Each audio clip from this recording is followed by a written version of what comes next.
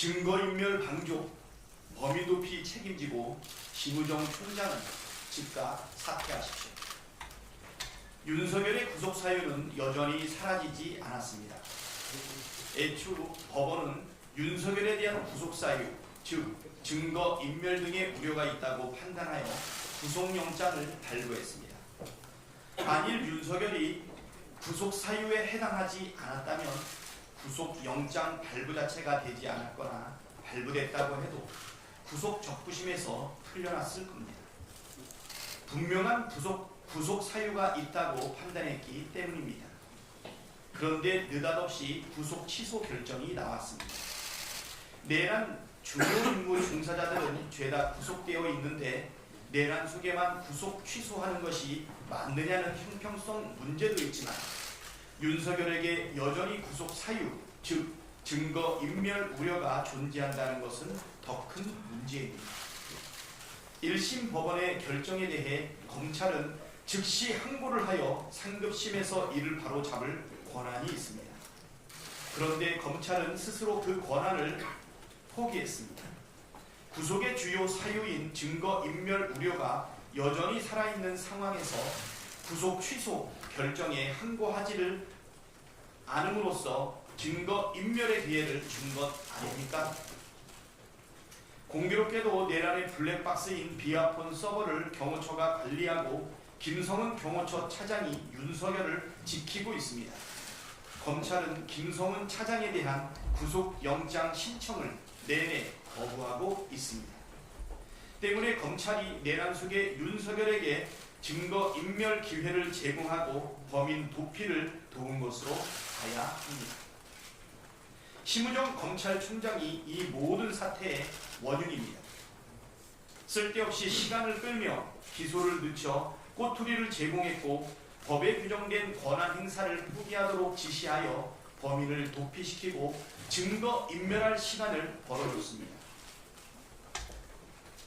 염치가 있다면 스스로 사퇴하고 사과해야 마땅하지 않겠습니까? 양심이라는 게 있다면 구질구질하게 굴지 말고 즉시 사퇴하십시오. 헌법재판소의 신속한 결정을 요청드립니다. 12.3 비상계엄은 대한민국의 헌정질서와 민주주의 파괴 시도였습니다. 만일 비상계엄이 성공했더라면 대한민국은 헌법과 법률이 전면 부정당한 채 테러가 난무하는 후진국 독재 국가가 되었을 것이 자명합니다.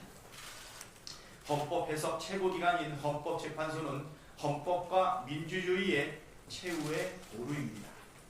헌법재판소가 작금의 혼란을 수습해야 할 막중한 책임이 있습니다. 탄핵심판 과정에서 5가지 쟁점에 대해 충분히 살폈습니다. 12.3 비상계엄 선포가 위법했고 포고령 1호는 위헌이며 경찰을 동원해 국회를 통제하고 군대를 동원해 헌법기관인 국회와 선관위를 침탈한 사실이 확인됐으며 정치인과 사법부 등에 대한 체포 지시가 있었고 윤석열이 헌법 수호 의지가 없다는 사실이 확인되지 않았습니까? 헌법재판소가 윤석열을 파면해야 할 근거와 이유가 차고 넘칩니다. 탄핵 심판 변론이 모두 종결된 지 2주째입니다. 국민적 혼란과 국가적 피해를 최소화하고 헌정질서와 민주주의 수호를 위해 신속한 결정을 국민과 함께 요청드립니다. 헌법재판관 한 분 한 분의 결정에 대한민국의 헌정질서가 작동하는 민주주의 국가로 남느냐 아니면 헌정질서가 무력화된 독재 국가로 전락하느냐에 달려있다는 점을 명심하시고 오직 헌법과 양심에 기초해 신속하게 결정을 내려주시기를 바랍니다. 다음으로 김민석 최고위원